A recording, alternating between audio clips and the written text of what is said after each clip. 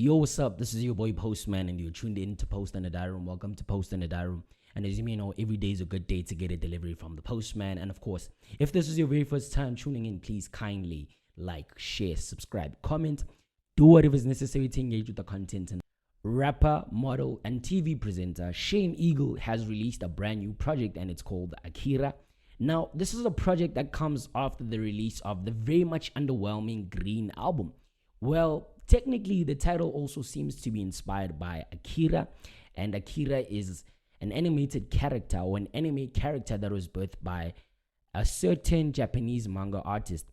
And briefly, the story of Akira is about a young boy who blew up, or who happened to blow up or destroy. He happened to destroy the city of Tokyo, and by actually blowing it up, this ultimately led to the beginning of World War III. To be honest, there hasn't been much visible motion, especially on the Shane Eagle front, besides the fact that he's been appearing on magazines, and he also has a feature on Got the Friends to See a Sunset project. The project has 14 tracks in total, and it's just around 45 minutes in length. When I heard Shairu's interlude as the lead single, I was really left impressed. I was really impressed because I felt like Shane Eagle kind of outdone himself, and I felt like, yes, he's back to regular motion.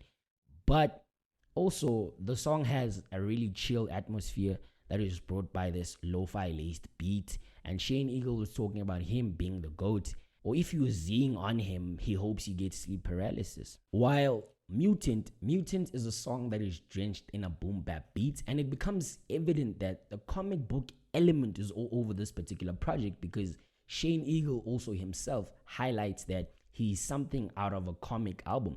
This was a really great song, if I'm being honest. Mutant was a really great song, but it was filled with a lot of corny and tacky bars, such as Young Eagle, the prettiest nigga, the hoes calling him gorgeous, which still also made way on the song Magic, because he says, I'm the one like the first day of January.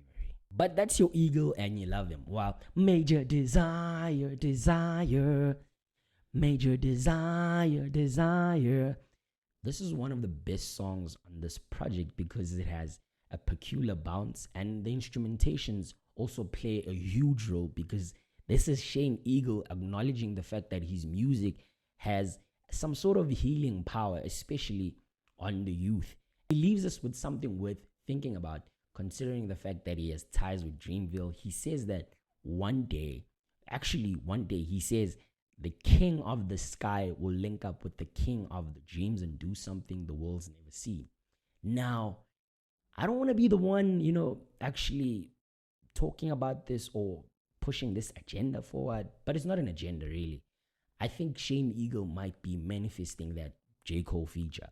I'm just saying, but who knows? So many songs on this project were left contextually dense, because on Ali, he opens up about dealing with grief and also his scars from his youth, but then he shuts the door right back into our faces as soon as we are now interested in finding out what he's talking about or what he's going through, and he just takes a tangent and he lines himself up as this very much arrogant figure, letting it known that he doesn't want to be recorded, and he gets that you are starstruck, but don't record him at all. And he also mentions that in terms of rap, nobody is near him. The album features internationals such as J-Tech, and this is a man who continues to make himself available, especially for Shane Eagle, because we've seen them together twice on the Dark Moonflower project, and they do it again on the song African Poetry. Now, this is a song that they had, and I think the song had a really beautiful layering with old textures, but my good God, my goodness, J-Tech had a really horrific verse.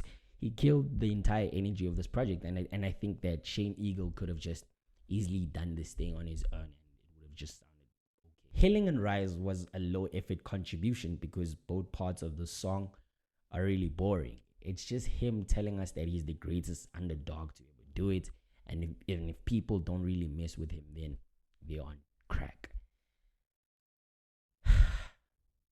Krypton has what sounds like a TV game sample, and Jalil Beats is on production. despite this being a really weak song, it kind of felt like a really full circle moment, especially for Shane Eagle, because once upon a time was chilling in his couch listening to Jalil Beats' music, and now, fast forward, they're on a song together. The last 5 tracks on here were really my highlight, if I'm being honest. I enjoyed the song a little more because of the pre-chorus and the sample that is happening out there, but also his efforts are really something worth commending, because I think also the experiment that was done on the song Over Easy sounded really cool. I think it worked out because the beat choice also complements the flat tone that he had out there, because he's also talking about his brother being stuck in a loop. Despite all of that, there is a soulful rap anthem in the song Real Love. It sounded like some real nigga music, and this is definitely a song that we can all relate to. I felt like his raps were somewhat focused, and that hook was just too good. The song Are You Alright fits in rightfully in a movie, judging by its build, because it has like some strings and drill-like elements, but it was met with a really underwhelming chorus that was done by Cruel Santino. And Shane Eagle happens to give props to legendary producer Biggs and Terrace, and he says, yeah, nah, he will never fall off. And I think at this point it's quite debatable, but okay. This felt like a really long project considering its runtime. The runtime is just around 45 minutes, and it shouldn't even feel like that, but it did. It sounded like it was really uninspired, and also it sounded like he has 2 projects in one. I actually enjoyed the later stages of this project because I grew tired of him overcompensating, talking about being the GOAT. Niggas are beneath him. He's the shit. He's the best. And come on, this is just too much. I think out of all things, that is pretty much overplayed at this point, and I think this project doesn't make sense. I'll give it a 4 out of 10 because it's not growing on me despite giving it several listens. So Post in the Diary, please kindly like, share, subscribe, comment, do whatever is necessary to engage with the content, and most importantly, I will see you on the next one.